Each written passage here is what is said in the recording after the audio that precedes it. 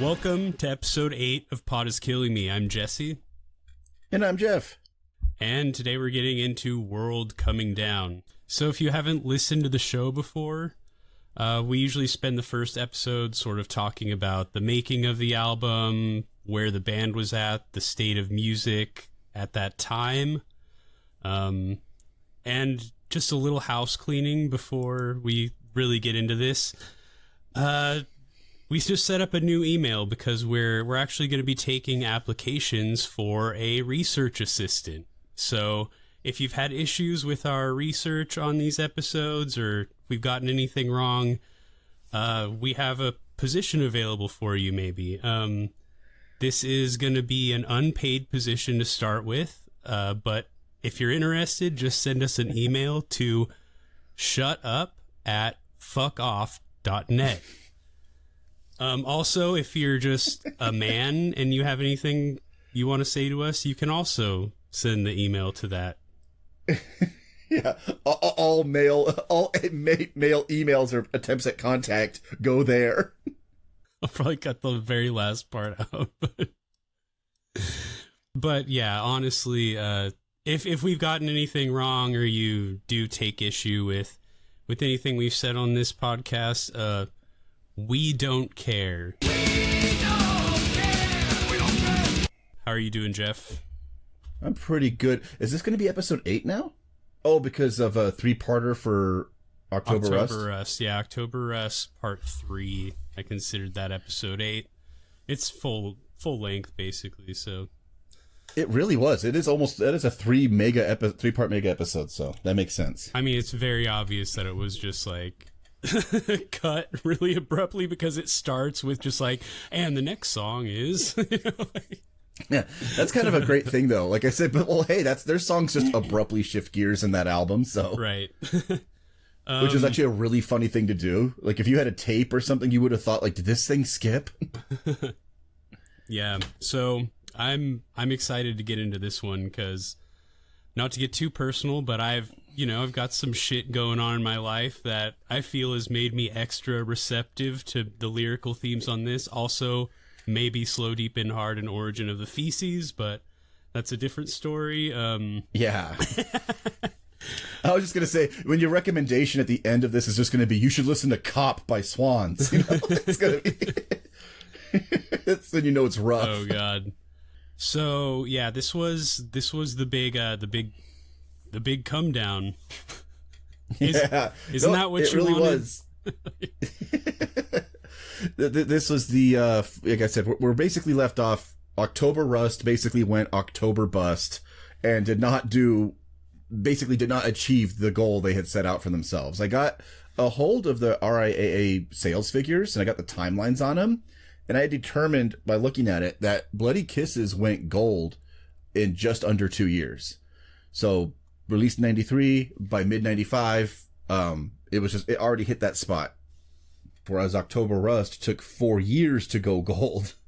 So you can kind of see like a huge difference in that. And, they both go, it goes gold at almost the same time that Bloody Kisses then goes platinum, which means that for the next 5 years, they still sold an additional 500,000 copies. Yeah. Whereas October Rust in 4 years only sold 500,000. Yeah. So you could see the significant drop off. I feel like, oddly enough, that for some weird reason, that would imply that Bloody Kisses got lots of casuals, like as fans. That's a really interesting idea. And that by the time we get to World Come Down, the casuals have been fully whittled out. And what you've got left is basically a pretty committed fan base. Yeah. Which is why, despite not having gone gold, this and the next album both go straight to number 39 on the charts, which they'd never even charted like that before. Yeah. So, that's definitely got to be, I guess that's a weak consolation prize, but for a band that especially was genuinely aiming to get up that next treadmill level, go one level up, and just to see it go one level back down, so professionally, that's got to be, you're clearly in a huge bummer moment. Right. And as we mentioned on October Rust, this was, around when they were touring for that album is when drugs came into the picture. So Peter and Kenny got addicted to coke. It didn't sound pretty, and then, so you have that on top of just the commercial disappointment of October Rust, which is, not going to spend too much time gushing about it on this one, because this is a fucking awesome album too, but that is clearly such a labor of love that they poured so much dedication into to trying to push their sound to the next level, to try to open it up and bring more people into the fan base, namely women. And to have that kind of just land with a bit of a thud must have taken the wind out of their sails quite a bit. And then, just becoming addicted to cocaine when you're 35 years old or whatever, like Peter did. Which he was really embarrassed about in later interviews, like just so ashamed that he got addicted to cocaine at age 35. Like, how pathetic is that? But I fucking get it. I'm addicted to... No, just kidding. Yeah, you have to start confessing to everybody. I wish I could get addicted to cocaine. I can't fucking afford it. And all the cocaine I've ever had is terrible. So... It's like cut with God knows what else in there. It's like a weird yellow color. It's just fucking Coffee Mate. Non-dairy creamer. The idea of a post-nasal drip always kept me away. So it's awful. Not fun. Yeah, I can't. No. My parents are pretty open about that sort of thing, and they never ever like did it in a way of scaring me off, just like oh yeah, this was great. And I remember being like, I don't really want to do this. So something about your own parents just like gushing about it, kind of, just but in a very open way, right? Like, no, that part was cool, but then we all rented a limo and we were all going to the concert, but then we all used it all up. So by the time we got there, we were all like basically saying that like the concert experience sucked because they all began coming down by the time the band finally took the stage. And I was like, geez, like, yeah. It's funny that I was really glad and like extremely grateful how honest they actually were when it came to shit like that. Mm-hmm. It's not like, it kept me away from it. It just like, I was never cool enough to be offered anyway. So, yeah. And that is why you do not do cocaine. You do ecstasy. Yeah. You got to get more, for me, I'm really big into trank. Trank? What is that? Yeah, you see my... Oh, you never heard of that? No. Like the when they cut up the fucking horse tranquilizer with fentanyl? Oh no! Wait, horse tranquilizer? The fuck? Yeah, and it and unfortunately you can't get revived when you overdose because Narcan only works on the opiate part. The other thing is a different drug. It also literally rots your flesh off of your body, and it's just shown up around here. I kept hearing, like, apparently it's really bad in Philadelphia. Like, that's like their entire supply is so poisoned that that's all there is, and it's showing up here now. And I think I saw my first guy, and like it literally looks like yellow like stuff appearing all over him. Jesus like it looks Christ. horrifying. Oh yeah, my God. we don't need to keep this, but I guess the theme of just witnessing an open pit of misery at all times, like, has kind of an effect on your mental state. And when I see people like that out there, all I can think is, who will save the sane? Yeah. So we go to the professional feeling of like the band is starting to is already abruptly in the come down trajectory. The drugs of it have been completely introduced now. Like, they're both getting hooked. Peter's personal life is unfortunately not really in a better place either. I mean. But he lost his like father. I think that was that was during Bloody Kisses, but he, it's from what Johnny says in that Revolver magazine, it was kind of like something he didn't really fully address until around World Coming Down. Yeah, so like all of these things all start happening. His mom becomes ill, doesn't she? Yeah, I think his aunt dies as well. Yeah, so like all these people just start, in the words of Joe Biden, dropping dead, like, really sorry about that, drop dead. I can't believe he used that phrase to console somebody. It's like, his whole selling point was like, he's the guy who like understands grief. Almost as good as, her big and precious heart just plain gave out. just plain gave out. You know, I mean, how many relatives can possibly die at once? You know, just... Donald Trump at Peter Steele's funeral. Yeah. He was a big guy. He's a big guy. Very tall. He's a big guy. You know, they really loved him. You know, the people, they really loved him.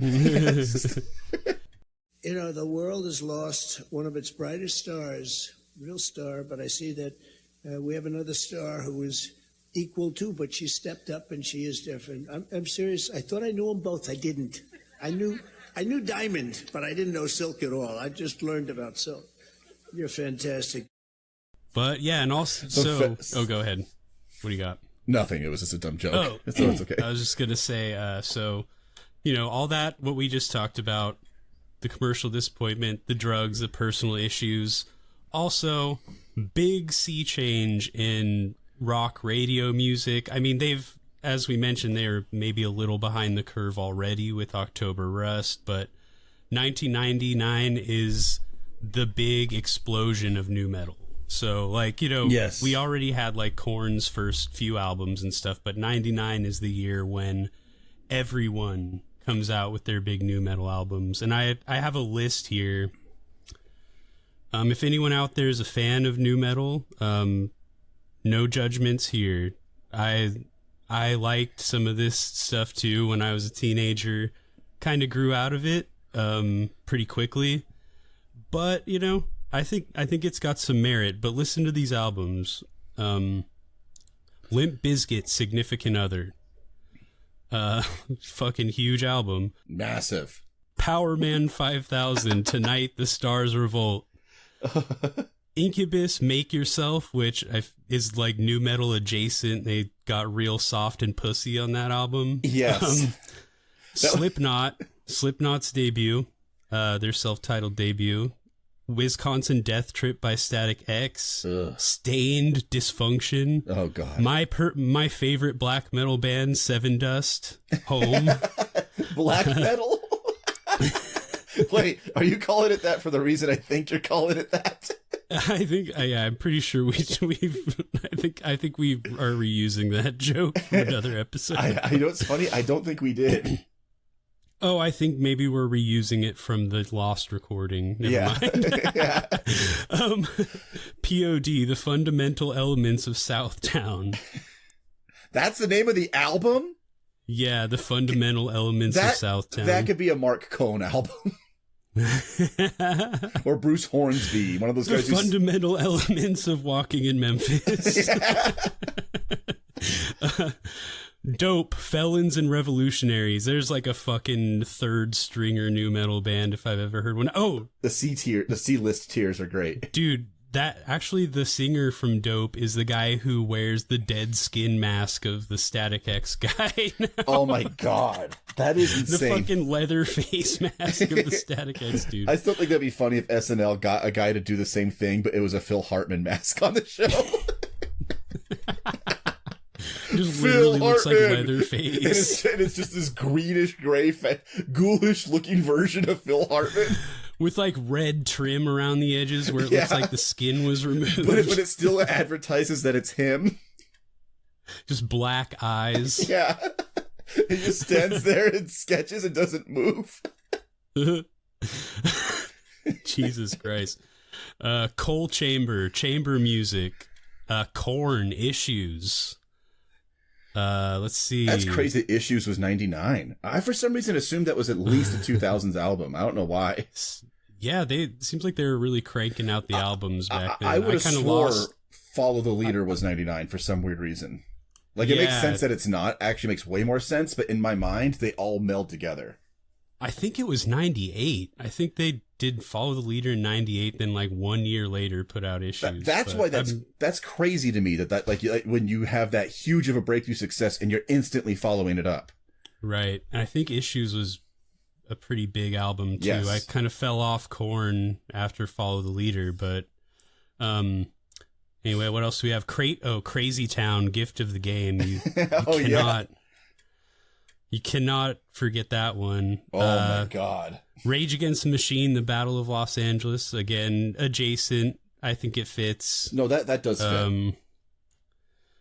Yeah, so that's what we've got for the new metal albums of 1999. So there's not a lot of room for a band like Typo Negative on rock radio at this point. Yeah, the format switched again. If they're even, I mean, not that there really was, back when when October Rust came out either, but it was probably even harder at this point. I would have loved to have seen had like Ricky Rackman still been on like MTV at this point, to have seen him ditch like the weird like gas station attendant look that he adopted in the mid 90s and suddenly been forced to wear like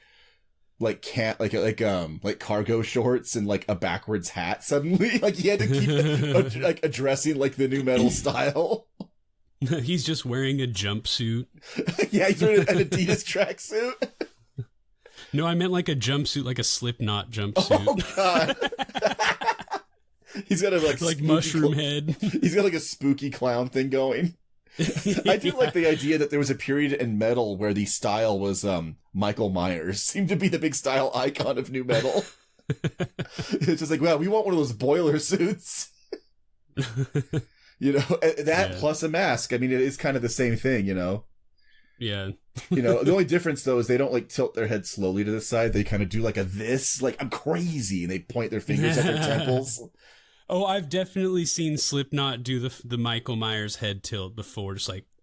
Yeah. Like, It's like, shit. Oh, he's dude. gone askew. Yeah, exactly.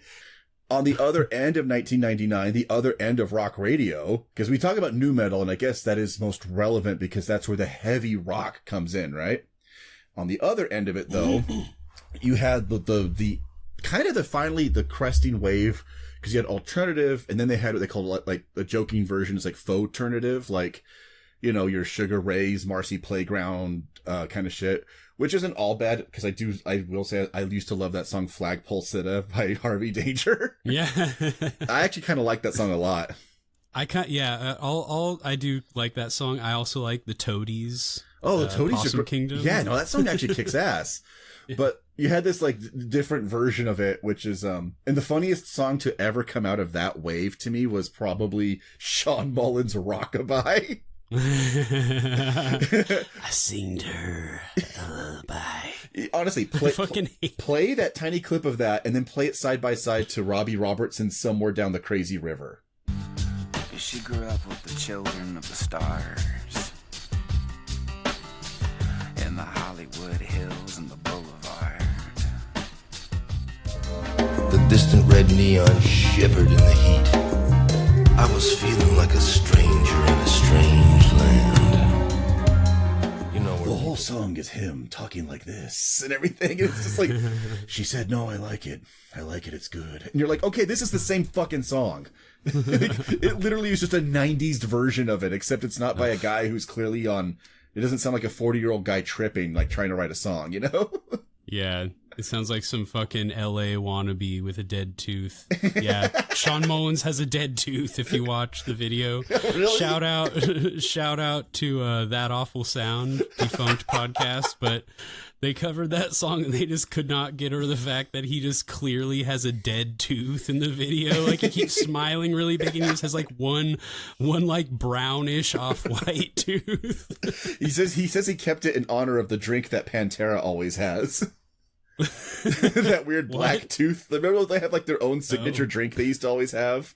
I didn't know that. And I remember just the word black tooth being in there. I forget what it was actually called, but that's great. It must have a lot of calories, judging by who drank it. But I'd also say I'd submit another. Maybe this fits in the same genre, like Better Than Ezra. Oh God, Better Than Ezra was kind of around the October Rust era, but oh my God. Okay, yeah. There you go. Yeah. It's good. Wow. Yeah. So for 99, the other thing that comes out in a huge way, and this is the thing that carries on longer because it mutated differently, whereas new metal weirdly kind of dies out of the zeitgeist by like 2002. Despite selling well, it's no longer the thing on the radio. But what other thing that sticks around is, to me, is little brother music. You got your Offsprings, you got your Blink-182s. There you go. That was my shit. Yeah, exactly. Little brother music. Yeah. Little bother, like. This is put bug in your hair type shit. Yeah, exactly. Yeah. This is that piss in a water gun and shoot you with it type shit. Yeah, exactly. Well, it's also named that because the band's all dressed like little brothers. Yeah. like Blink-182 in this era very much did that. So did the Offspring were maybe the biggest offenders, because the Offspring changing their look and style in 1999 was like... You're like 38 years old. Yeah, it was like that interview with Tommy from Black Sabbath, or Tony, sorry, from Black Sabbath, explaining that when they got Ian Gillan for that one horrible album, and they were like, well, he wouldn't dress in the leathers. You know, he didn't really fit in with the rest of us because, you know, he said immediately, I'm not dressing in leather. And I was thinking, like, I'm like, you guys never dressed in fucking leather in the 70s. I look at you all look like just guys in like dumpy shirts and like bell bottoms, which was actually cool because you were just like regular dudes making crazy music.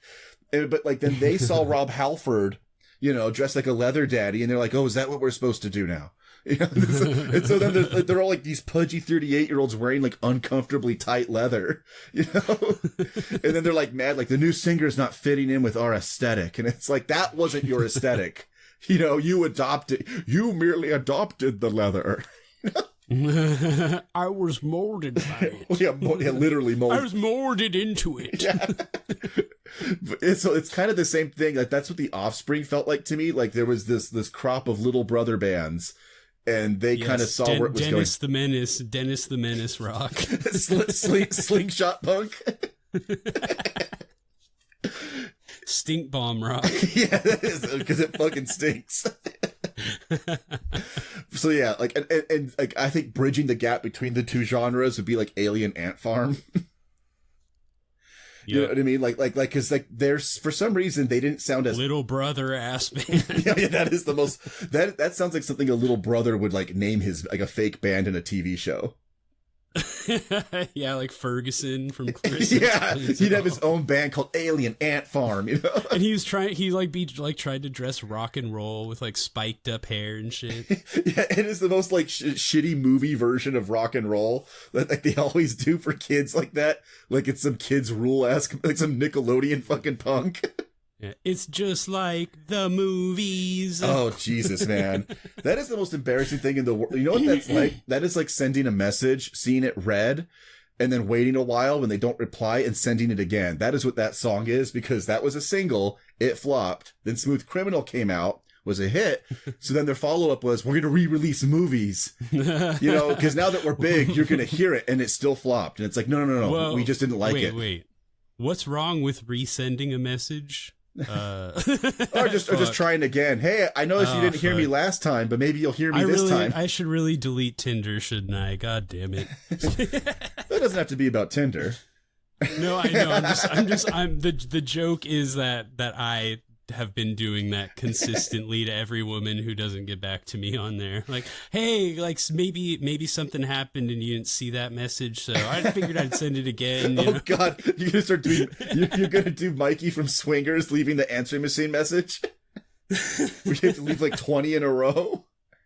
Oh fuck! Sorry, it cut me off. My phone number is. So you have to call again because it keeps cutting off for the last number. But yeah, that was some funny ass shit. Like the Little Brother rock, which by the way will still exist.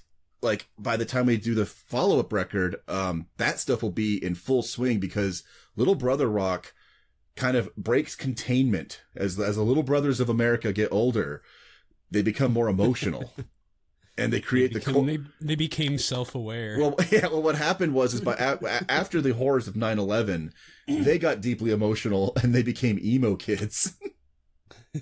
Like even Blink-182 had to get a little more serious by like 2001. You know, they had to do songs about divorce. You know, divorce. Well, fuck. I mean, Enema of the State that had what's that song? It's like about the kid who commits suicide. Adam's song. Adam's song, yeah. Yeah, which is kind of funny that you make a song like that, and then it's literally, I found out, named after that Mr. Show sketch, the one about the kid who, like, boils himself alive from Titanica.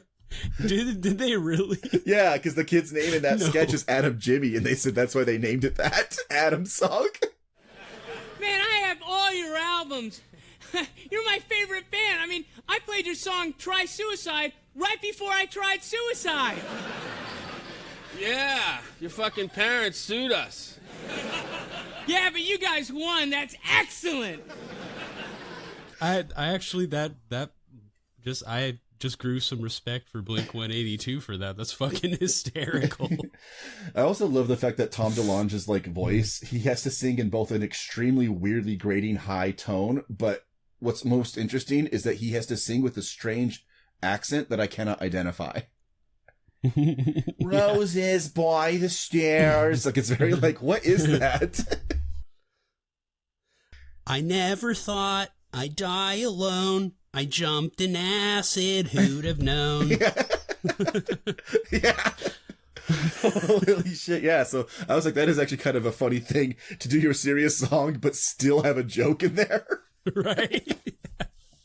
That's great. Yeah, I actually kind of respect that a lot about them, believe it or not. But even they get all serious, and by like the mid-aughts, they're like fully trying to like jump onto that emo bandwagon, and they have like Robert Smith on their album and stuff. Where are you? Yeah. Yeah, where are you? I'm sorry. That is kind of the tone that most people take when they kind of go that like weird route where it sounds like extreme self-pity, which is something Peter Steele never would have stood for. And it's really funny because he releases a shit ton of pain on this album, and then he seems to go lengths in interviews to be like, nobody wants to hear me whine like that. And nothing he sings sounds like whining. No, yeah, and I feel, he's hard on himself, too. He's not like, it's not like a full pity party. Like, he's acknowledging, the fact that it's his issues that keep fucking everything up. I mean, that's its own, bundle of sticks. Yeah. His own fasties. It's its own, what do you call a bundle of sticks? I don't know, something like that. Anyway, yeah, so... Yeah, it definitely has a different tone than what you get from someone like, the rest of the fucking poor me bullshit from this era. Well, it is one of the more interesting identifiable things that kind of like, this goes into another thesis we have about like, I mean, other people have talked about this, and this is a widely used term, so we're not taking it from one source, but like fucking butt rock, right? I find butt rock does not really have anything that's really approaching a truly interesting introspective angle to it. Like, the difference between regular rock is like the kind of stuff that like maybe Nirvana would do. Like the way that like his shit was weirdly sarcastic, but that sometimes was kind of weirdly sad, and like I don't know, it felt like a guy's like real inner working coming out versus like the post grunge that came out right after, where like they just kind of saw like, oh, he's angry and pissed, but at himself. And so they would just write songs about how cumbersome they'd become, But in this really weird way, like all the songs, even when they try to direct the anger at themselves, it's always done in that way where like when a relationship goes wrong or you do something shitty, and instead of like taking responsibility for what you do, you try to turn it into a what you are. So it's like, well, then I guess I'm just a piece of shit. Yeah, It's like, which has like the underlying I'm just a fuck up. Yeah, so the underlying corollary so then it's not really my fault, and really, this is kind of on you for expecting a fuck up to do better. Yeah, you expected too much from me. Yeah, it's like, I'm not perfect, okay? There's that one song I remember, and the tone of the voice was perfect for it, which was, I forget who it was in the mid-aughts. That Simple Plan. Yeah, can't be perfect. Or fucking Hoobastank had that, I'm not a perfect person. And it's like, you don't fucking ever say that, right? Like, that is what you say sarcastically when you're kind of just saying, oh, sorry, I don't live up to your insane expectations. Right. And it's like, so that is not an apology in a song, and it's like somehow it's considered romantic or something. It's like, no, that sounds like that's the kind of thing that would piss me off if someone was saying that to me. Right. I don't know. Anyway, Sorry, I was just looking at. No, but the point is those form a fantastic contrast with the kind of material we're basically going to deal with the remainder of their career, because this is what rock radio. This is the beginning of what rock radio is, basically through the remainder of their career. Yeah, like it's those two strains are going to be there, and they basically are all mutations of each other, but there is no abrupt shift really anymore. Like, there's a sort of new rock revival by the time you get to Life Is Killing Me, but it never, when you really look at radio playlists, with the exception of like 2-3 bands, like maybe for like 1 year, The Strokes, and for like 3 or 4 years, The White Stripes, most of them come and go, and they don't really leave a big impact. Yeah, you get some of those like New York bands, like the more garage revival bands, and then you get like Queens of the Stone Age. Queens like of the Stone Age Queens is of the cool. Stone Age songs. Oh, I fucking love Queens of the Stone Age, but that's like one of the last like good bands that got mainstream attention. Yeah, good rock bands that ever hit radio. Thinking about the quote unquote like diminishing career trajectory of them, right? Now it's funny because I could think of maybe 3 examples and then one counter example, which is kind of an odd thing, right? So the 3 examples of bands whose trajectory commercially kind of hit the same lull at the same time is going to be, of course, the big one is The Fragile with 9 Inch Nails, right? Like that one debuts well on the charts and then just instantly, I think it was the largest fall from number 1 in 1 week. I guess that was a record. Wow. Yeah, Trent was like clearly, obviously that fucked with his head. He just didn't fit in that world anymore. 2, and there's 2 of them that happened the previous year, and their fates got tied together through like some hilariously dark magic. But Marilyn Manson's Mechanical Animals does not do anywhere near the business of Antichrist Superstar. Despite his very publicly in the profile thing, like he like it was already beginning to shrink, and you can kind of see it. The other one was Hole, Courtney Love. There's a 4-year difference from 94, your huge breakthrough, and then you have your follow-up in 98. And in the case of those last 2, they forced them to tour together, and that tour underperformed so poorly that after I think it was maybe 11 shows, it very publicly exploded, and Hole left the tour and Manson had to redo it himself, and it was just a massive meltdown of a nightmare, and it was obvious the audience just really wasn't feeling this anymore for either of them.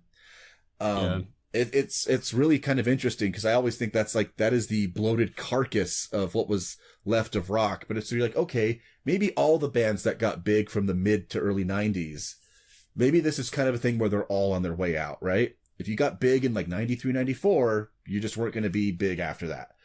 There's one band and this happens a year later though, who kind of defied that expectation, and that was Tool with Lateralis. Oh yeah. Mm-hmm. Like somehow that much more strange and difficult album did amazing. Really? So was it a lot better than the previous one that I never try to pronounce? Yeah, I will never try to pronounce it. And I always called it Enema when I was a kid because I thought that was cool. But yeah, like Enema. I think it's like Enema or Enema. I look at that and I go, I ain't pronouncing that bullshit. But Tool isn't cool anymore either. I don't want to be associated with that. Now that they're not cool anymore, I have to go back to Pitchfork and give them negative reviews. But to burn all my Tool merch now. I don't want anyone to know I ever liked them genuinely in my heart. No, but that album does surprisingly good for them and everything. And I was kind of shocked because you're every song on this is 8 minutes long. Yeah. So I guess there was a way forward for some of these things, but I couldn't see Typo Negative for some reason being locked into the right area, where they could have moved on that, Yeah. I always think is there a way for when they start to not be as successful? It's was there a slightly different career path to use the existing material in a better way? And I for this album especially, was there a single for this? Didn't even look it up. Once again, research assistant, email us at fuckyou@shutup.net. The singles, Jesus Christ, Everyone I Love Is Dead and Everything Dies. Whoa. So Everything Dies has to be a severely chopped down version of it, right? Yeah. Because Everything Dies begins and it sounds like a big martial we'll have to get into that later, but I'm just thinking, how the hell, once you get into the meat of the song, it's okay, I guess, but they're so bleak, Yeah. I fucking love that them. Song. It's one of my favorite songs, but, Yeah, there's not a clear single on this. No. Yeah, there's no like immediacy in any of these songs really. They're all pretty like they take their time to unfold and they're all growers. To do what they're gonna do. This is an album of all growers, not showers. Yeah, this is the one that took the longest to grow on me, and I mean now I fucking love it, and it's probably in my top 3. But, yeah, same here.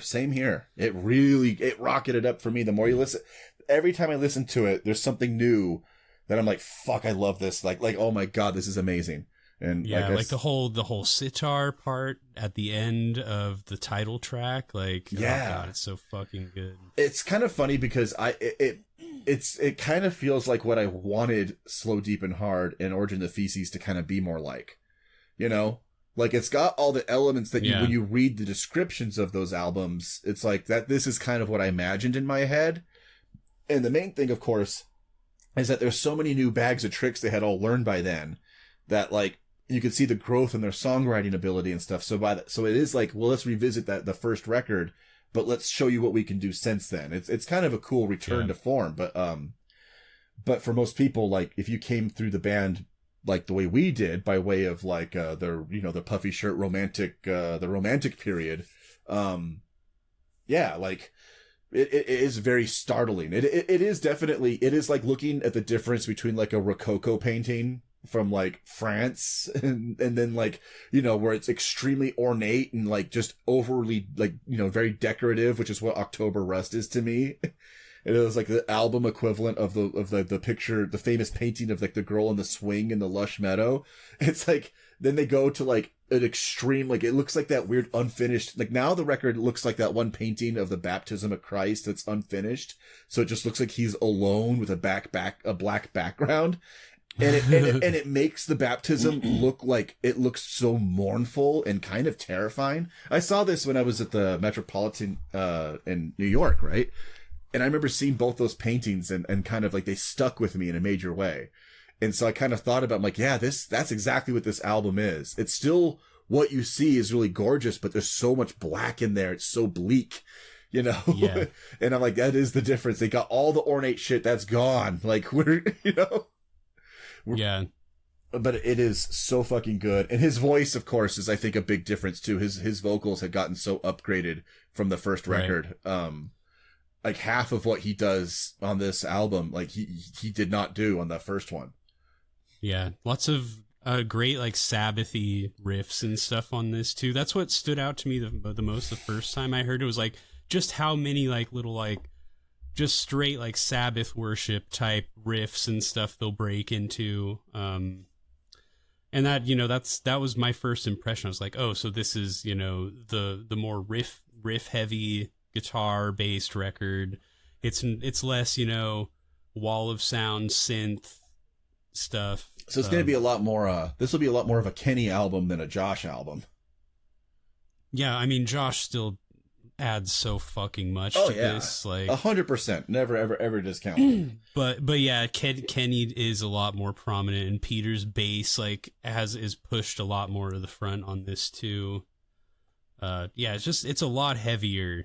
The production on this is just like, it hits you in the chest a lot harder than the other ones. You know what's funny? It sounds like there was an old description of Killing Joke for their very first album, right? And I remember this description of it was, we wanted to make an album that sounded like the earth vomiting.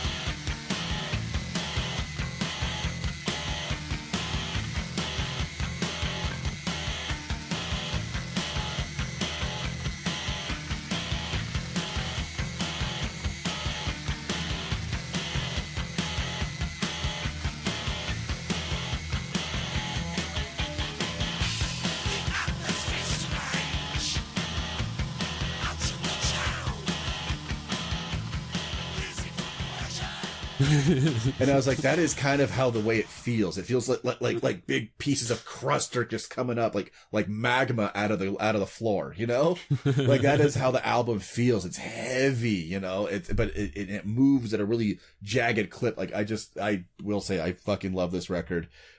Because you get that, but then you still get like the stuff you get from later records in terms of like production and stuff really is more like on the margins, but it makes all the difference. Like I think the best example on the album for me, and maybe my favorite song, but like we'll get fully into it later, is Who Will Save the Sane.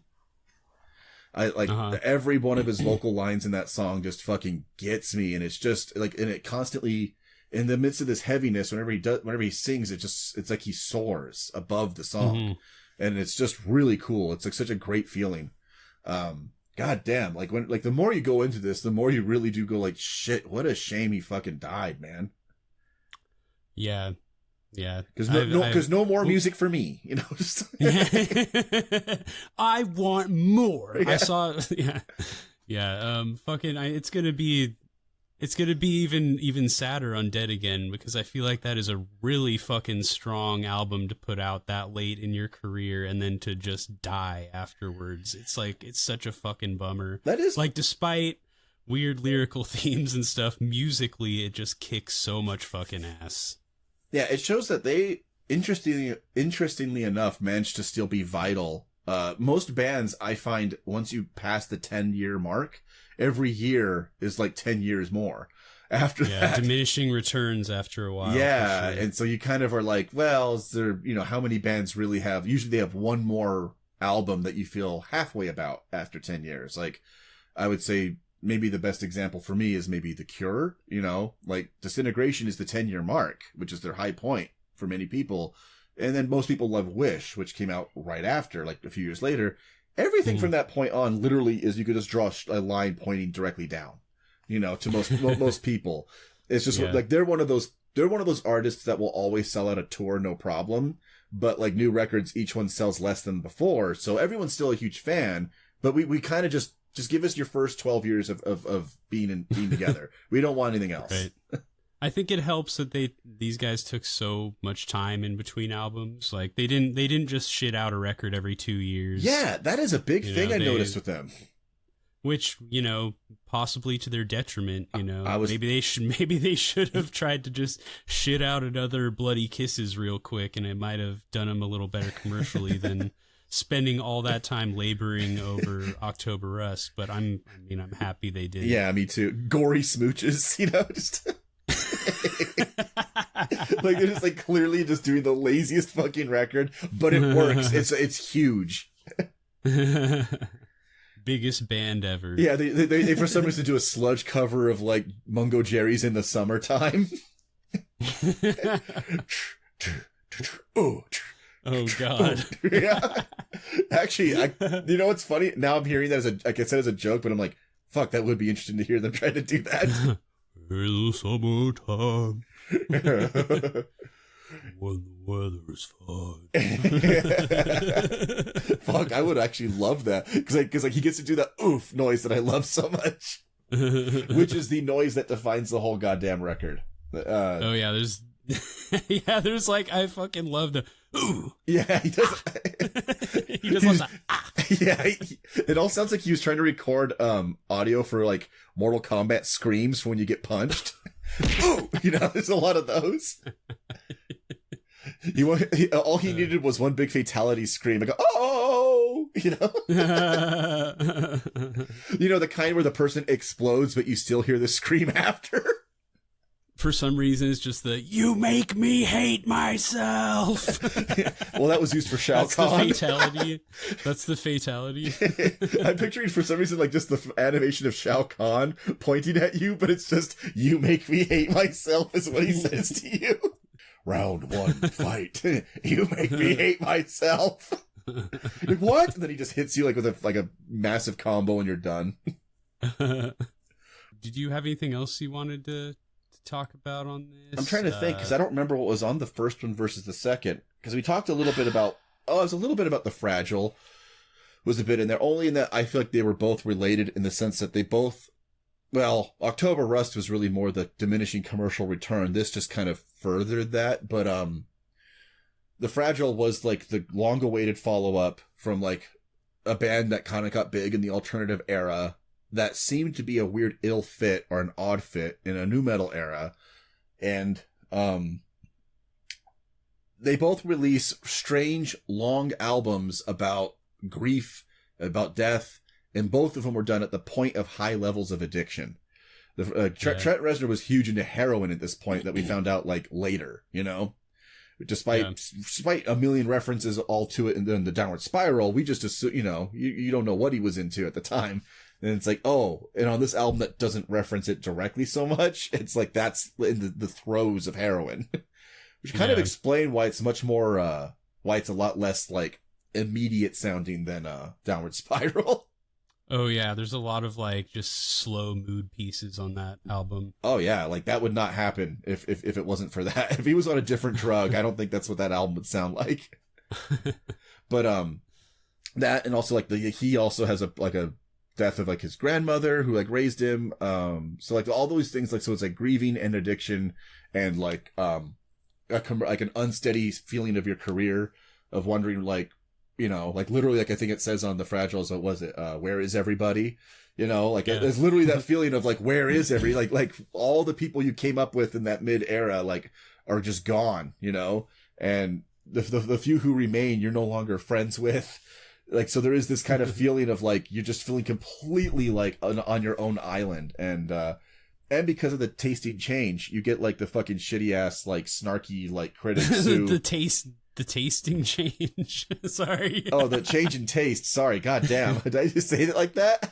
The tasting change. Yeah. Sorry. I couldn't leave that one change alone.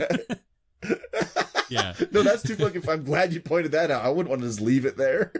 Okay. Sorry. Yeah. But yeah, the change in taste. Yeah. Yeah. It's like, it's all completely, I remember famously, I use Pitchfork as the funniest example because maybe they were the greatest offenders of this. And it's kind of funny because this term really doesn't exist anymore because it became the default version of everyone under a certain age now. It's just the default culture, which is like what you call hipster.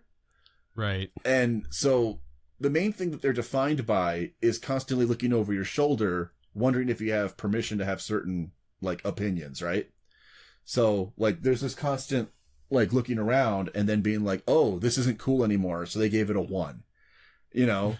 Which is really funny because in proof that they don't fucking stand by anything they believe in, it was, like, all the albums they gave 10s to in, like, 2001, 2002, like, Interpol, The Strokes, Yeah, Yeah, Yeahs, they went back and, like, redid new reviews and changed the number grades to kind of just reflect where the band is in terms of popularity with other people, which is like the most like, fuck, I no respect for you anymore. Like, or not like I had it anyway, but like, Jesus, like what a fucking like awful like thing to be. Like, this is truly like not, like you just hold your own opinion and stand by it. But famously them and Tool both got 1s.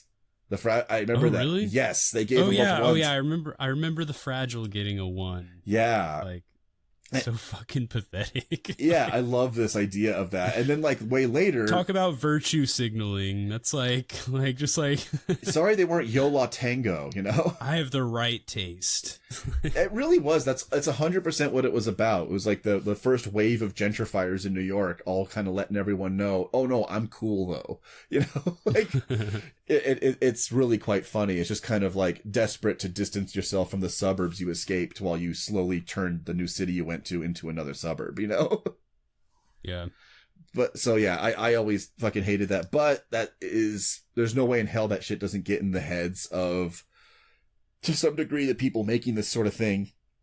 And so I do feel like I said, Trent had to get clean. They went dormant for a while. He didn't come back till 2005. And is that when With Teeth came out? Yeah. And then we get like a 4-year break this time between albums from Typo after this one. But in which the last few people, and I guess in his life, all finally fucking croak by then. Right. It's fucking awful. Like, the poor guy, like, I do feel so terrible for him because, like I said, he's so hard on himself too, so he can't just feel these things. Yeah. Which probably just makes all of his grief that much more complicated. Right. Yeah, it's like, I know my world is coming down. I'm the one who brought it down. It's like what, you killed your family? Like, I mean, he might have fucking blamed himself for his, like, for the issues he went through. He might have placed some of the blame on himself, thinking, that causes strain, stresses people out. That's not healthy, So, oh yeah, probably that's all the secondary effects of everything. Yeah. So yeah, I mean, I could see him literally like placing blame on himself for his mom dying, even though she was elderly and stuff. Yeah, exactly. Like, oh, that's so terrible. Like, I feel so bad for him. Yeah. This is like one of those records that goes with, like I said, like Swan's Cop, Joy Division's Closer. I would put it kind of in the ranks of that too, where it's one of those albums that's so bleak, it kind of just, it slowly puts hooks into you, and you kind of can't not think about it as a whole. I can't listen to just songs individually. To me, it's got to be a whole piece. Same, yeah. And unfortunately, with like the best example is Joy Division. I kind of, the second the album starts, I already embracing myself, knowing I have to cross that line where I got to do 24 hours and the Eternal. Right. Like, oh god, you're just like it's just dreading it. You're like, Isolation's so fucking kick ass. Oh god, the Eternal's right around the corner. Yeah, like, oh, this is fun. Even though like the lyrics to fucking Isolation could easily be sang by Peter. Oh yeah, for sure. Mother, I tried, please believe me. I'm doing the best that I can. That would be a good cover. That'd be a good cover, actually. Actually, Joy Division as a whole would be an amazing cover. Like, I already picked them for this one. We'll get it on the second episode, but yeah. But even that line, I'm ashamed of the things I've been put through. I'm ashamed of the person I am. It's like, yeah, that is 100% like the kind of thing he would say. That would be a Steelism for sure. Yeah. Yeah, I mean, you do get like Pyretta Blaze on this. That is one of the few moments you get some like fun lyrics. I feel like, I don't know, Creepy Green Light. Like I think you said it sounds like something you buy at Spirit Halloween. Yeah, like, oh cool, a creepy green light. A creepy green light. Creepy green lights, or buy one get one free at Spirit Halloween this week. It's the lyrics, like it doesn't seem overtly serious. I mean, someone's gonna fucking DM me if I say what I feel about these without researching it, so maybe I'll just shut the fuck up. But he's talking about, someone rising from the grave and stuff, and then you have All Hallows Eve, which is just a fucking Halloween song, basically. So you do get some... You know what it is? A little bit, like maybe a little bit of levity, a little bit of reprieve from just the overwhelming mental illness, drug addiction, and death themes. Yeah, I'm looking at it again right now. Let's see here. I'm trying to think exactly the moment. Okay, so I would say once you get past the last interlude in the album, Lung, which is maybe one of the more bleak sounding parts of the whole record. All the interludes on this, with the exception of the opener with the sucker, the rest of them are all so fucking bleak. They're all just like ways of dying, But once you get to Pyretta Blaze, I feel the album finally lifts up at the end. You know what I mean? Yeah, I mean, the corpse of the woman whose grave he's lying on in Creepy Green Light, her corpse rises up at the end of that in the last verse. So hey, look, see, they're reunited at last. Yeah, but as promised, my love did rise from the green light. But I'm looking at it, right? It's beautiful. Because, like, think about it. You got, like, white slavery, everyone I love is dead. Who will save the sane? World coming down. Everything dies. Those are all, like, deeply, like, Jesus, man. Like, oh, my God. Fuck, man. But yeah, once you get Pyretta Blaze, once you finish the last interlude, like I said, and Lung, of all of them, I think is the most bleak-sounding one. It's just it reminds me of Blasphemous Rumors, the ending of that in Depeche Mode, where it's the breathing machine that goes extended on the album to like noise over and over again with like a weird synth playing, and it just does it for like a minute straight before it cuts off. they kind of have that too, where it's like the person just slowly gasping until they finally die, and all you hear is weeping. It's like, Jesus fucking Christ. Which, having known people in my life who have gone out like that, it's like, fuck, that is too realistic sounding. Right. But no, it said Pirated by All Hallows Eve, which I said is Halloween song, and you end with the Beatles. Right. Yeah. And it's not like, and no, they don't do like For No One or anything like that. You know, I'm just gonna start doing that sort of thing. No, you get fucking Day Tripper, like Day Tripper, and then fucking, god damn it, I'm spacing right now. If I Needed Someone. Yeah, If I Needed Someone. And fucking She's So Heavy. Yeah, oh, She's So Heavy is a perfect thing. Like, that is... Yeah, that would fit. That fits. But then, like, yeah, I mean, Day Tripper and If I Needed Someone is just such a, like, I don't know, it's just such a nice song. I don't know, like, maybe lyrically not so much, because it just is like, if I needed someone to love, you're the one I'd be thinking of. It's like, I don't need anyone, but, you know, maybe if I do someday, I'll hit you up. Yeah. If I ever want to fuck, you know? Yeah. I was... My schedule is a little packed right now, but maybe I'll hit you up sometime. I don't know.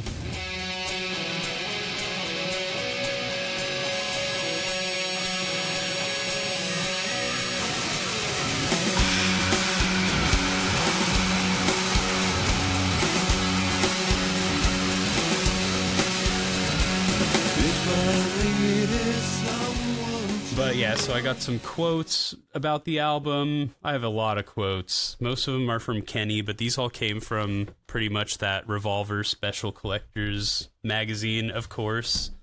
The sort of tome I've been using, because it has a lot of, you know, interviews, quotes from, you know, from the time period later on, and then more contemporary stuff that they did for the big reissues and stuff. Yeah. But, let's see here. I might have done this one from Kenny on October Rust, but I'll do it again because who fucking cares? But he said, "There's a disappointment of not realizing the dream after October Rust. Around this time, the whole Napster shit happened. Before that, people were still throwing stupid amounts of money around. We were part of the last generation of bands that could get millions of dollars in publishing advances for a record.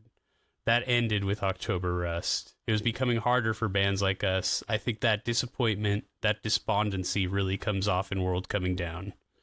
You know what's interesting? I don't think you read that quote before. Okay. That's the first time I heard it, because that would have stuck with me. Because holy shit, that is another piece of huge context that comes in 1999. Although it's sort of there, it's a flashpoint. It's less the idea that the whole model has changed as much as it's a rival. Like, albums made like 2 years later when people had better internet, that's when file sharing really begins to fuck with things. Right. Like, you know, I mean, the only people who really would get hurt by file sharing truly is no one's going to sit there for 2.5 hours to download one song on a 28 modem that you could buy, right? And it would just sound way shittier quality. It would be like that 92 kbs, whatever that thing is, and everything sounds watery.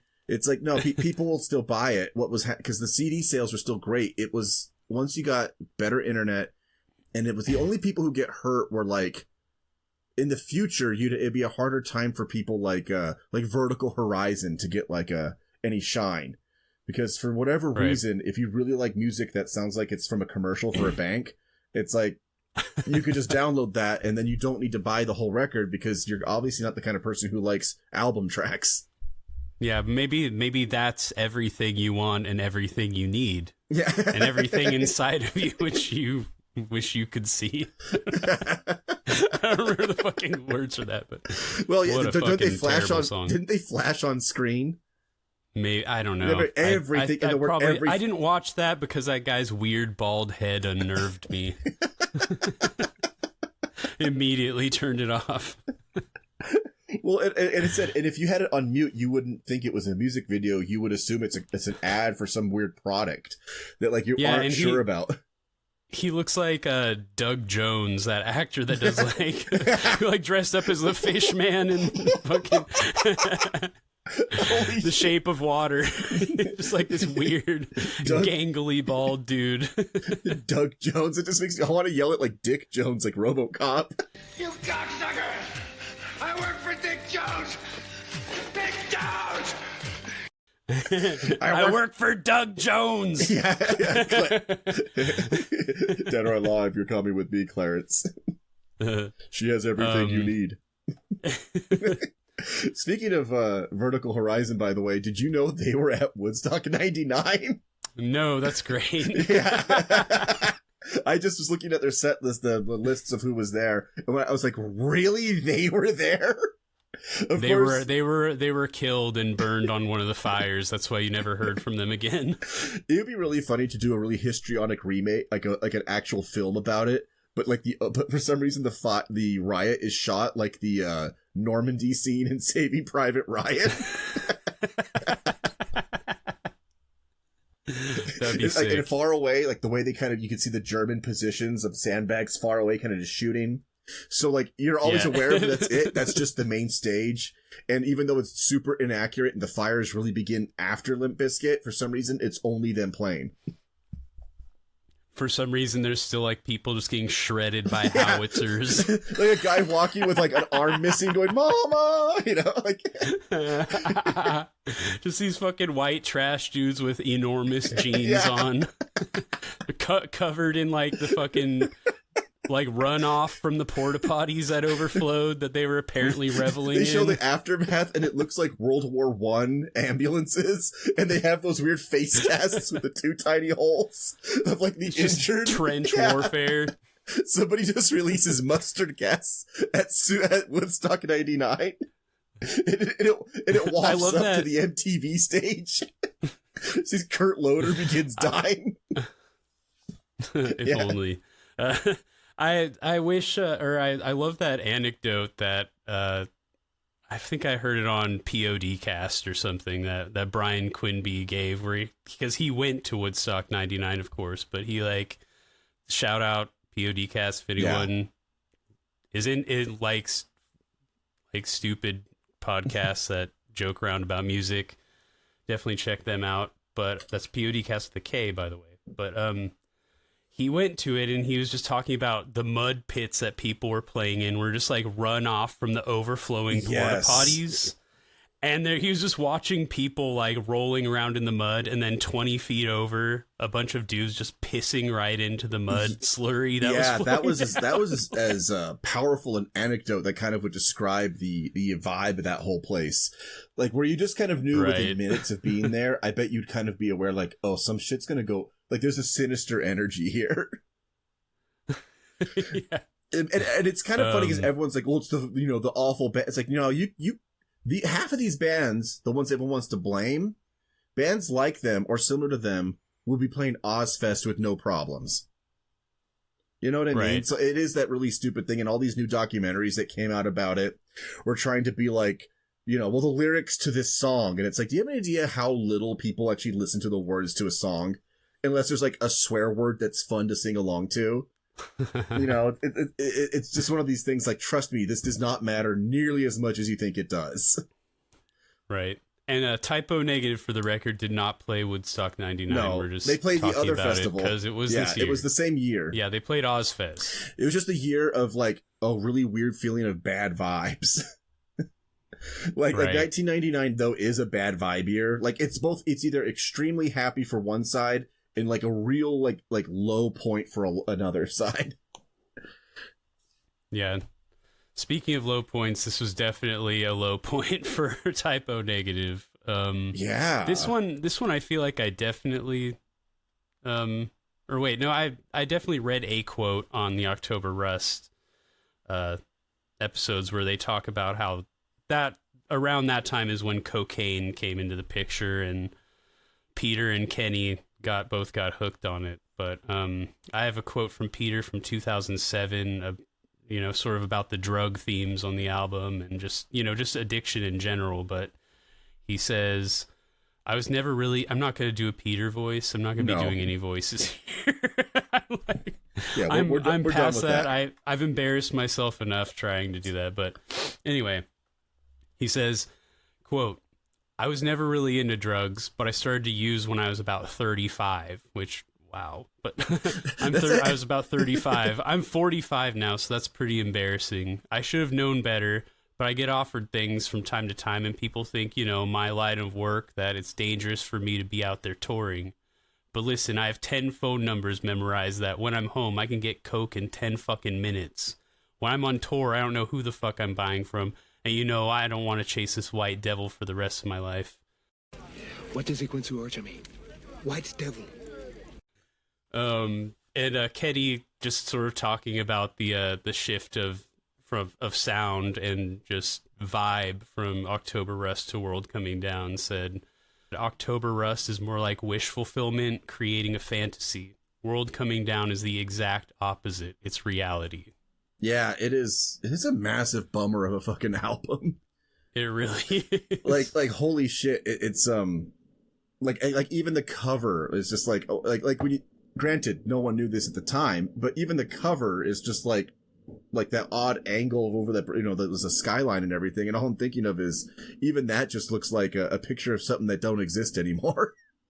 That's like one of my favorite covers of theirs. I think it might be my favorite album looks cover awesome. Of theirs. It looks great. So fucking cool looking. Yeah, well, that green color really helps too. Yeah, I love the green. And just like that, the angle, I actually saw someone went recreated that. It's of course a different skyline, but that's what I mean, right? I feel like I'm looking at something that's like already an artifact, Are the Twin Towers in it? I can't remember. You know what? I'd have to look, but who knows? I've got the record right. Oh yeah, here. yeah. You got the nice big vinyl of it. I think that's them. It should be unmistakable to people our age, but it's really foggy. Oh yeah, they took the picture when it was super foggy. It's just, I don't know. It's such a vibey picture. Yeah, more than any other cover of theirs, that one definitely gives you a really strange feeling. It doesn't have Peter's asshole on it. Yeah, exactly. It would have been funny if he did like a Peter Gabriel type thing, where like Peter Gabriel made his first 4 albums have the same name. So they're just called Peter Gabriel. But if instead they're all different titles, but each one's the same picture of his asshole. Which one is this? Oh, this one is Slow Deep. This one's called, each time you have to like look on the side with the title before It's a slightly darker shade of green each time. No, that's Leaf Green. Leaf Green. That's their 3rd album. Yeah, I've got Boar on the Shift from Kenny. This one starts out funny. I wanted Peter to stop with the wolf moons and howling bullshit. Then he continues, so much shit had happened to us. I was suffering from addiction too. I mean, we all hit the wall in so many ways. I wanted him to go more like Slow, Deep, and Hard, where there's humor involved, but it was gritty and real. And he did make a concerted effort to do that. It was an honest record. The problem was, at the time, he was completely suicidal. Yeah. Again, that tracks. You know what? It sounds really ridiculous to ever compare the two, but in some ways it does. World Come Down feels kind of like, it kind of feels a little bit like their version of Closer. Yeah. If Peter had killed himself, like God forbid, had he done that around the time that came out, you would be looking at that this exact same way. Right, yeah, for sure. And Closer's fucking harrowing. Yeah. Every time I put it on, I'm like, oh yeah, this is such a fucking awesome record. And then by the second half, halfway through side B, it's like, God damn, there's nothing good in this world. No, seriously. Every single part of that record just kind of, it literally feels like a spiraling down. And when side B begins, it begins with Heart and Soul, right? I can't remember. I think it does, because I seem to remember. I mostly listened to it on CD back in the day. So that's kind of how I know the track list. I only just got the vinyl not super long ago. Because I know that one is maybe my favorite song on the whole record, just because it's the one I can listen to without fully drowning in a pit of despair. because it's so hypnotically, it's so gorgeous and hypnotic, right? And his voice is kind of feels distanced in a way, so I'm not having to get so pulled into him. But the moment that ends, it instantly goes to 24 hours, and then the Eternal. The Eternal, which is brutal. Yeah, the Eternal is fucking gnarly. Like, the Eternal is definitely like the kind of thing that, like, if you hear that, you're like, like, they didn't know he was gonna do this. He was gonna hang himself. Procession moves on, the shouting is over. Praise to the glory of loved ones now gone. Talking aloud as they sit round their table. Scattering flowers washed down by the rain. Stood by the gate at the foot of the garden. Holy shit, yeah, why was he not on suicide watch after this? You know, it's funny, it made me think of that joke in A Mighty Wind, when Eugene Levy's character, like, explaining his backstory, and then, like, they show, like, his solo records, and how obvious he was in pain, and the first cover is him, like, inside of, like, a straitjacket, and he's just staring at the camera. The album is called A Cry for Help, and then they show the follow-up, and it's him in a dirty shirt, standing half in a grave with a shovel digging it, with his own headstone behind him, and the album was just called Calling It Quits. And it's like, yeah, I think he was kind of in pain, you know? It's just, I need to rewatch that movie. Yeah, Calling It Quits. I remember just being the funniest title for an album ever about killing yourself. Which I could see Peter jokingly doing that. Right. Yeah, Peter did kind of like joke about the tone of this album later on. He said in an interview with Metal Edge, like, years later, that he should have called the album Poor Me.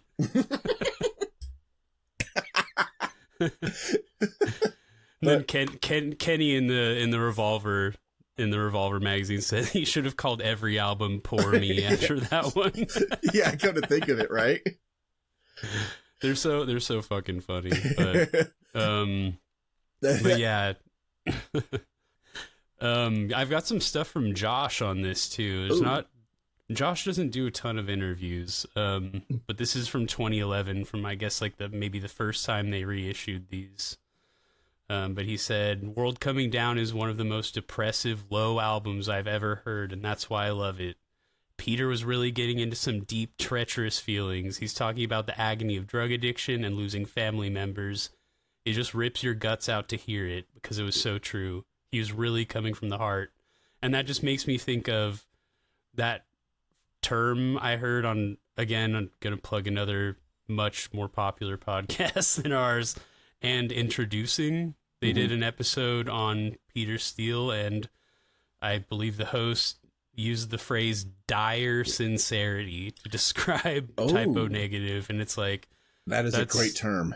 Yes, I mean, there's definitely the tongue-in-cheek, jokey, they had a great sense of humor about themselves, but dire sincerity is perfect for this album. Like, everything dies. It's just, how can you get more direly sincere than that song? Yeah, it doesn't even, like, it's not even done jokingly or anything like that. Like, it's pretty nakedly facing you.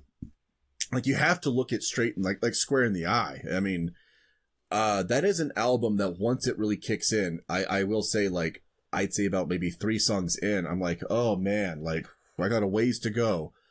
Once you get past Everything Dies, I feel like it starts to rapidly let back up again, thank God.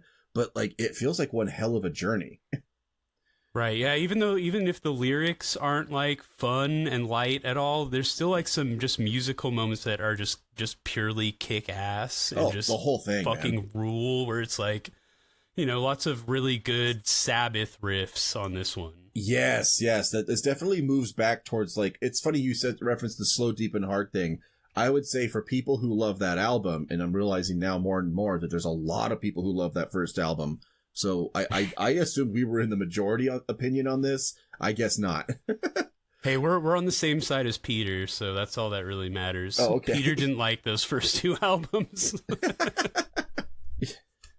Peter's definitely, said in interviews later on in the 90s that those were not Typo Negative albums, that he sees Bloody Kisses as the first real Typo Negative album. Yeah, and that's not the first band to have that issue.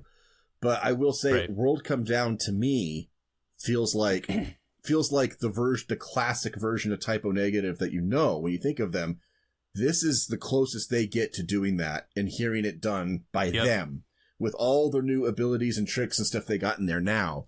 And I actually think it's I actually think this is a fantastic album. Like I said, a very slow grower for me, but one that just really rewarded all my patience. Yeah, it's really hard for me to rank these albums. Like October Rest is easy just because it's the first one that grabbed me, but I really like.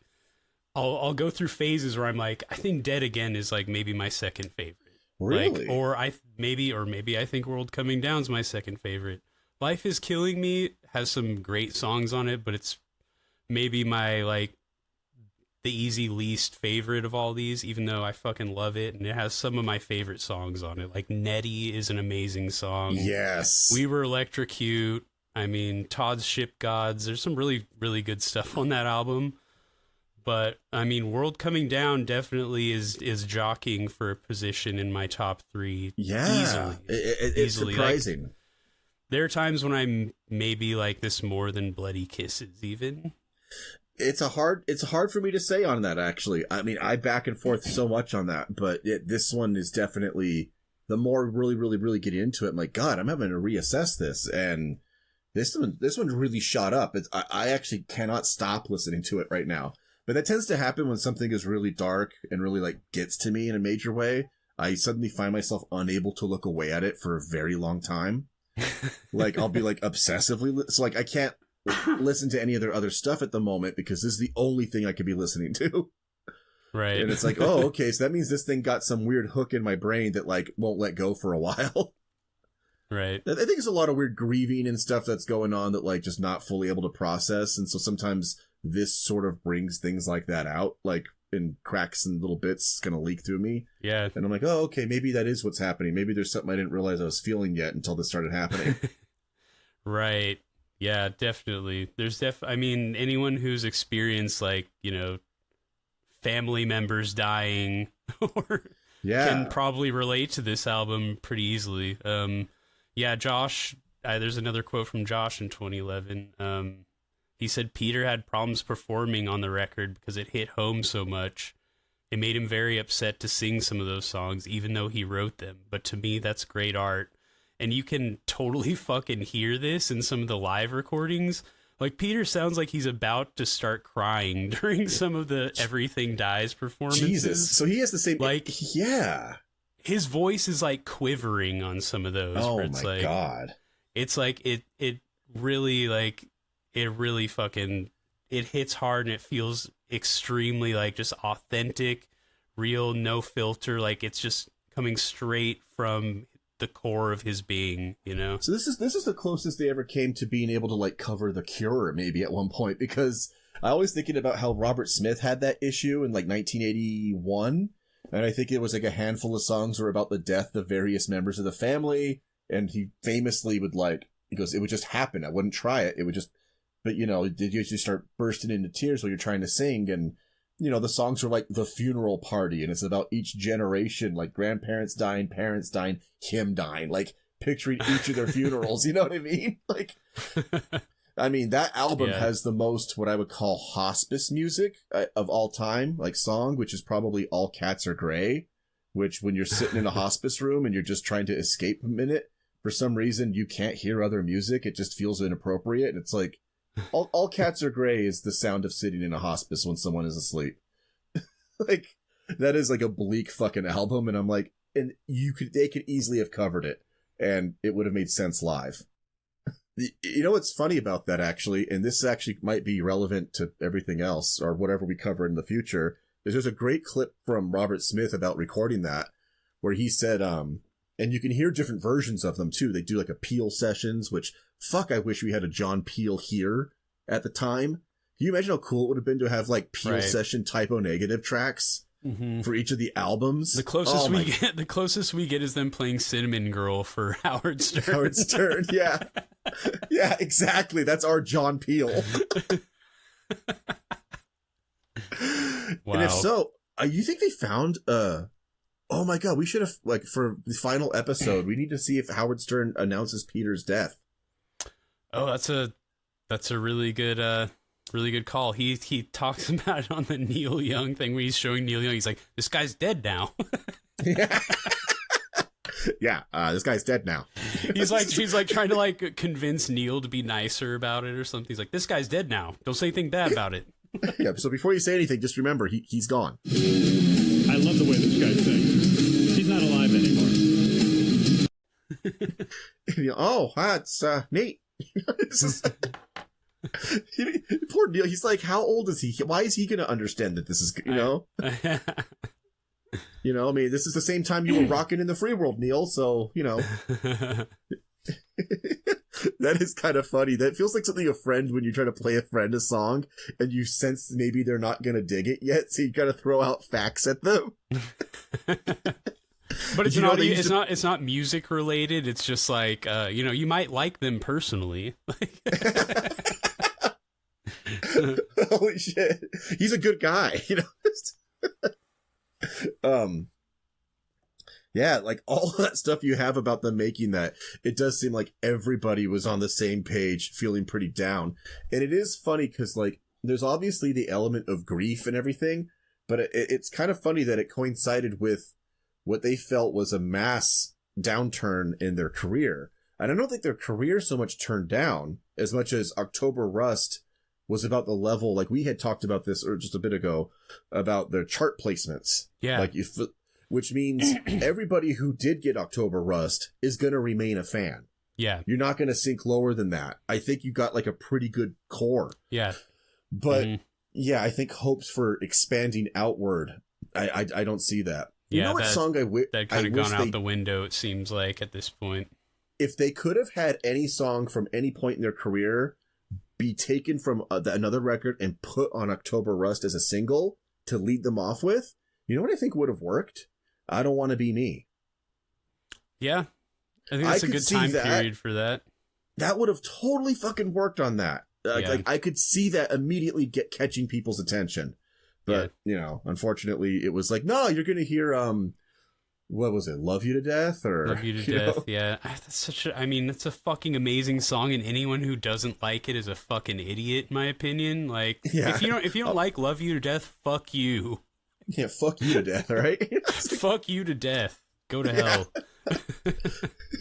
So when I say dumbass puns like that, all I can think of is that classic rock guy calling it the Rock and Roll Hall of Shame, shame, shame. The Rock and Roll Hall of Shame, shame, shame, shame, shame is at it yet once again. You think he was doing the two fingers, the tisk tisk when he said it? Yeah, I'm sure. Typo Negative needs to be in the Rock and Roll Hall of Fame. I don't give a fuck about the Rock and Roll Hall of Fame except for Typo Negative. I feel like they need to be in it. They'll never be in it, probably. But for some reason, they play at the induction. You know what would be kind of neat, though, is who would they get with them, right? Because whenever band members are missing, like key members, they get other... For some reason, it's just Bruce Springsteen up there. Just belting it out. In his, Eddie Vedder. Deep voice. Yeah. I'll do anything to make you come. I mean, Bruce Springsteen screaming it would be so fucking funny. I really need to start pulling shit from the part in the Revolver book where they have like modern metal and hard rock luminaries giving quotes about Typo Negative and naming their favorite songs, and they have like David Draymond from Disturbed. I mean, they have like some people who are not as openly like laughable as him. Yeah. I'm not a fan of Lamb of God, but I feel like they're a little more respectable than Disturbed, at least. They're more legit. Right, yeah. It's like, I'm not going to, like, kind of scoff at someone for saying they're a huge Lamb of God fan, like I will if they say they're a massive Disturbed fan. Sorry if anyone likes Disturbed out there. Yeah, I don't have too much else other than the only other thing was just about, like, culturally what was kind of, like, surrounding it, which we kind of went over a majority of that already. I mean, you have a little bit with file sharing, but like we said, that's mostly going to just be, that's more like an omen for future stuff for other bands. And right. I can't see too many people who are like, they have a good committed fan base that I feel like you could kind of rely on. Things like file sharing, at least back then, kind of don't really affect certain types of bands. There was this video about how bad like etiquette supposedly has gotten at concerts, and at most of what they were describing was either behaviors that don't really matter that much, who cares, or it is things that are kind of weirdly shitty and annoying with like a really awful entitled audience. But those issues that they were bringing up, I was noticing, well, who are the artists who were dealing with this issue? And it seems like these artists kind of exclusively pander to people who would be willing to pay $1,500 for a ticket, which means you kind of are getting exactly what you fucking deserve. You know, you pandered to the shittiest possible crowd of people who just like the idea of flex. Like, I went to see this solely because it was expensive. Yeah. It's a flex, right? And so, yeah, all I did was film myself the whole time, like, and put it on TikTok or whatever. And, you know, I don't really actually give a shit what you're actually playing or what you're doing. But yeah, like, you chose that audience at that point. Like, you know, you curated that as an audience. So, like, honestly, fuck you. This is a band that never had that issue. And so the file sharing thing is scary, probably in the sense that, like most things that happen, when something weird looks like it's going to change, your shitty boss, or in this case, your record company, probably uses it as an excuse to immediately just like super lower the price they're willing to give you from now on. Right. Yeah. And it didn't seem like Kenny was like doing like a Lars Ulrich thing of like getting pissed off that people were downloading shit from Napster. It was more just like, that's when it happened. You know, it was kind of a big change. And that was when it first started anyway. Like you said, it didn't completely take over for a couple of years. Yeah, it's like the last album that sells Diamond, I think, was Usher, and that was in 2004. That's way later than I expected. Yeah, that is me too. Holy shit. To hear the news talk about it, you would have assumed 1998, no more records ever sold again. You know? Right. I was still buying CDs then for sure. Yeah. You definitely. I didn't have broadband internet at that time. I had dial-up still. So I was a massive pirater once I did get that, though, like I will say. Oh, me too. Yeah, SoulSeek was just like, I was on there just downloading anything I could ever possibly think I might want to listen to. So. And then what would happen is if I liked it enough, I would go buy it, though. That is a fact. But I would just be like, checking things out. And okay, cool. And then, because at the time I didn't pay rent or nothing, right? I just had money. Yeah. Yeah, I would buy. I stopped collecting CDs at a certain point, and I was literally just a fucking slimy, scummy leech, not spending any money aside from like, you know, buying merch or whatever, you know, ordering shirts online. And I always, you know, I'd be like, oh, I'm going to buy it from like an official source. You know, I'm not going to get some bootleg shit, but now, once I got into like records and stuff, now I will like buy records and stuff. And oh yeah, that's so nice. Because also the physical thing you own is so much nicer that way. Yeah, and I'll go see shows too. Like I'll go see bands. You know, I'll drive out of town to see bands pretty frequently. Drive 3 fucking hours, get a goddamn hotel room just to see a band live. Spend fucking $200 goddamn dollars to go see a band live. All told, but. Well, hey, could be worse. You could be trying to see The Cure right now. Apparently, Ticketmaster's been pulling that shit on them. Yeah, it sucks. Yeah, and I'm like, damn, man. Like, honestly, that's just so disappointing. Like that, it's got to be that way. It doesn't have to be, but that everyone's kind of accepted that it's got to be that way. Right. Luckily, most of the bands I want to see are like not huge, so you don't really get that. I mean, concert tickets have definitely gone up. Like, they're still like $50 after all the goddamn fees and shit. And then for me, like I said, it's going out of town. You got to pay the gas money. You got to get a motel room, buy food and shit. So it's not as easy for someone who like lives in the city and can just like go see these bands. Yeah, or lives in like a goddamn middle of nowhere place that like, you know, I live in a huge city, but I live in don't say where, but I live in a market where like it's just yeah, exactly. Yeah. And so if you're in Canada, they play 3 cities. And if you're not in one of those cities, they just don't come over. The only other thing I was going to say that was going to be funny is in terms of just the mainstream musical climate at the time was looking at what the, who the performers at the, what do you call it? Woodstock, 95 were? Not 95, sorry, Woodstock 99. God. Because there was a 94, but that was a whole different story. The first thing that came about immediately that you notice is that no one from the original showed up this time. Like, the only people who came from the original were never bands or full artists who performed. It would be like John Entwistle from The Who. But the rest Robbie of the band... Krieger with Creed. Yes, yeah, exactly. It would be a guy.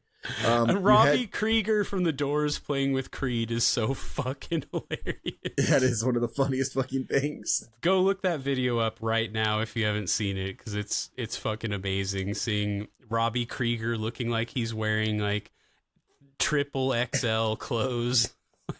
He played in a hockey jersey. I'm pretty sure he did. It was something like that. It was some kind of jersey he was wearing, and he looks completely lost on stage. And Scott Stapp is just doing his full Scott Stapp thing. His full, like, Jesus Christ pose. Yeah. Yeah, arms stretched out. Yeah, Jesus Christ pose. But I looked up, so I was looking this up right away, right? And the funniest thing to me was looking up, like, the events, like, day by day.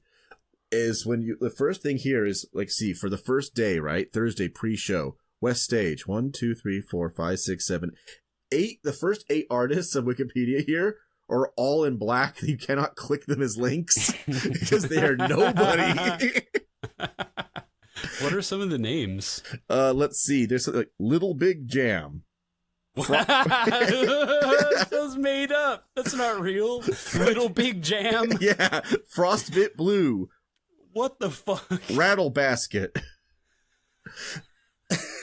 That sounds like a fucking band made up for a show. It's like Defiler status. Dude. It's like an early, like season 1 SVU was about one of the rapes at Woodstock 99. This seems like Rattle Basket was playing. Yeah, it's like Bumblefoot or something. Yeah. That's like an actual band, Bumblefoot. I thought that was your fake version of Switchfoot. No. God damn, keep going though. These are great. In Bloom, which of course I just think that's got to be a Nirvana reference. Right. Are they Metallic or a fucking goddamn a Nirvana cover band? Oh god, can you imagine how shitty that would be? In 1999. Yeah. It's like a guy who's dressed like Kurt Cobain. He's wearing a blonde wig and shit, and like just the big sunglasses everyone puts on when they're trying to be Kurt Cobain. Yeah, like because he wore them a few times. That's it. In like 2 pictures, yeah. Yeah, there's like 2 photos of him, and they're like, "Oh, these are what he always wore." You know? The first artist that's apparently like a clickable link here was something called Flip with 2 P's.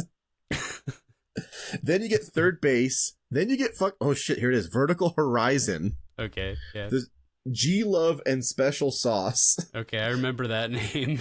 the String Cheese Incident. Okay, jam band. Yeah, and I skipped a few, but the George Clinton and P-Funk All-Stars. There's funny thing here is there's also the Emerging Artist stage, and all 5 names are black links that you cannot click.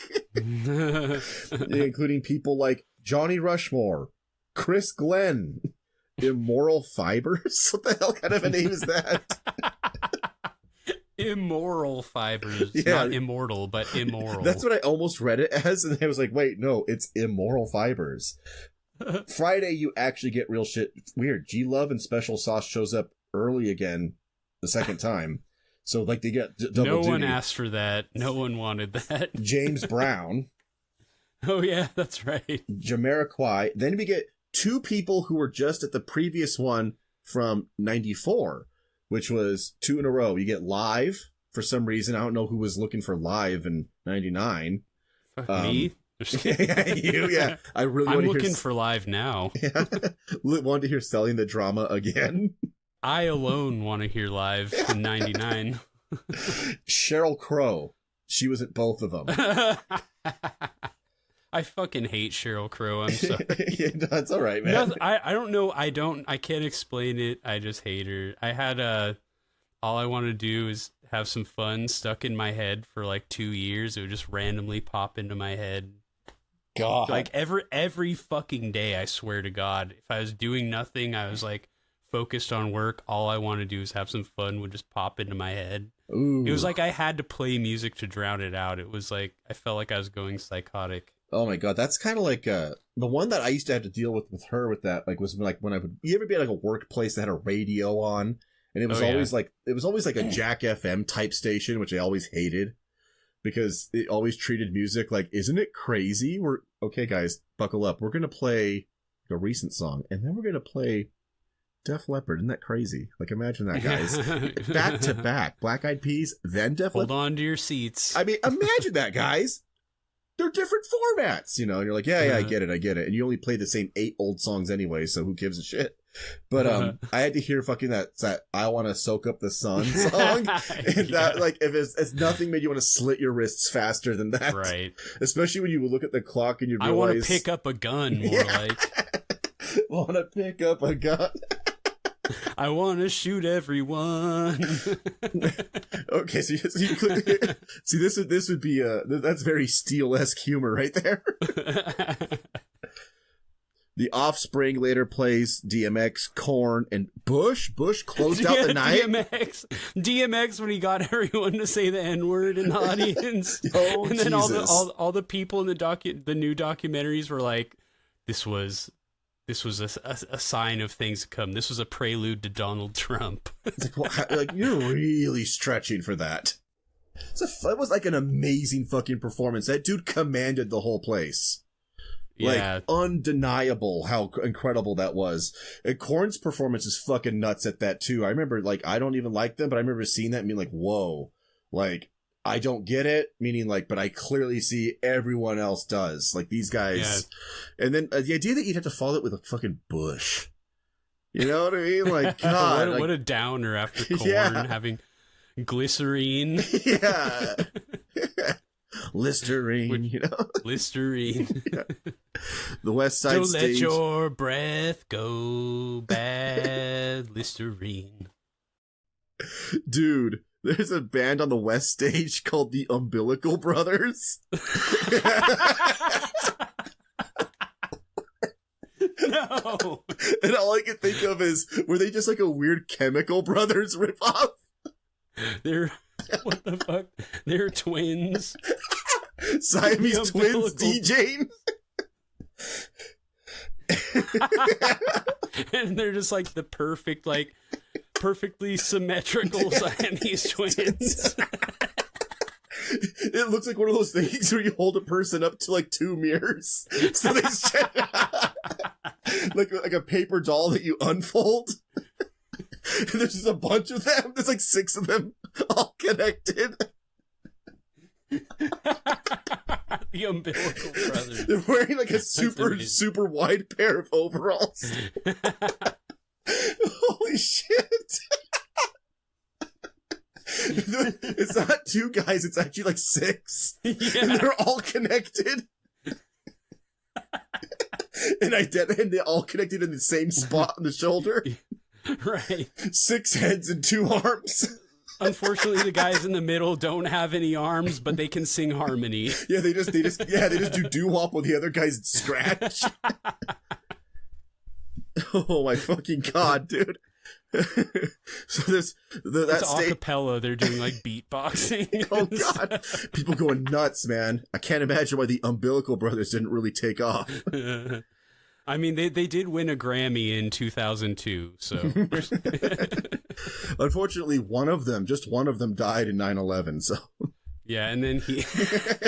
I actually kind of... Okay. So he's just dead attached to them? And it's one of the middle ones? I feel like that would... He slowly kills the ones surrounding him as he infects their bodies with rot. And so it's at the end, it's just we only have 2 left. The guys in the middle are all shriveled and shit. They all look like mummified. They all look like that guy with the fake Wayne Static mask.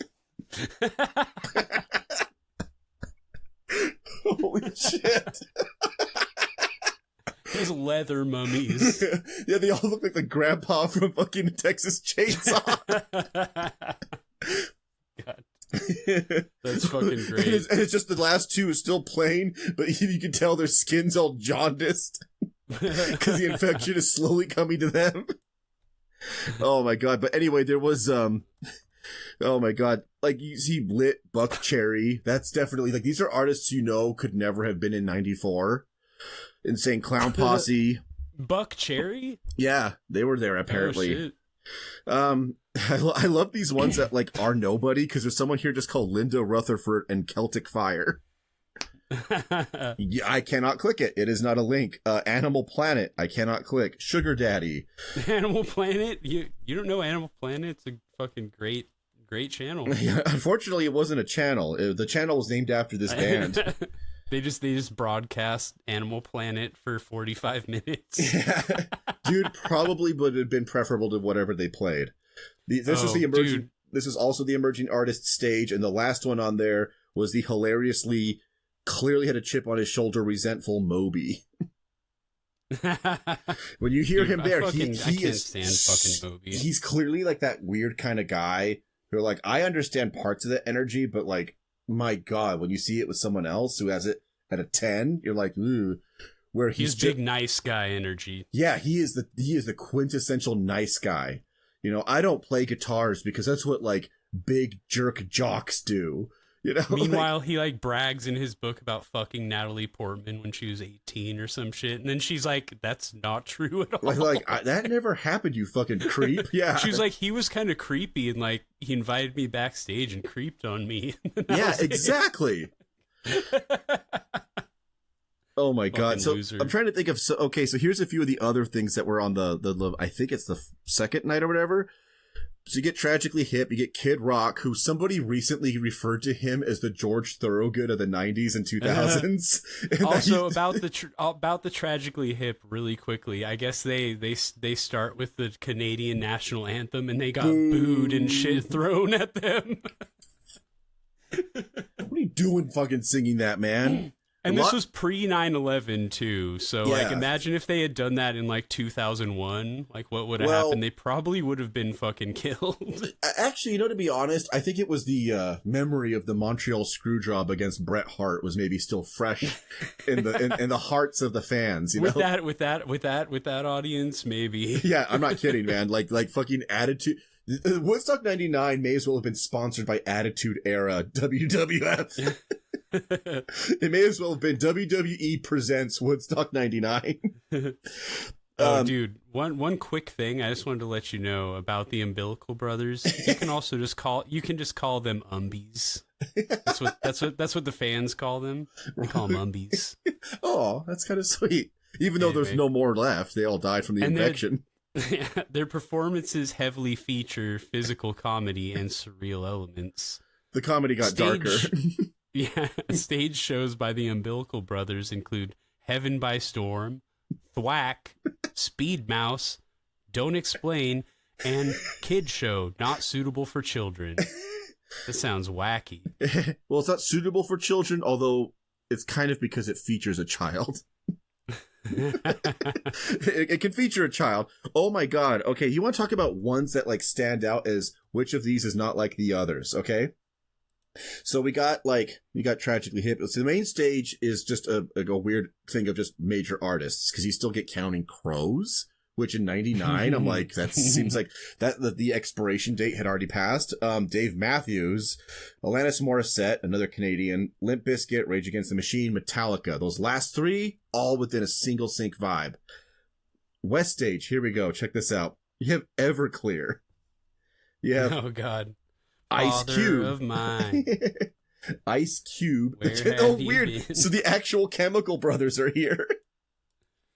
And here we go. Bruce Hornsby. No. I can't imagine that wasn't an awkward situation backstage. Dude. Yeah. Bumping into the Umbies. Yeah. Yeah, the Chemies were not really big fans of this. Dude, fucking Bruce Hornsby was there. You imagine people there watching him play piano, singing That's Just the Way It Is?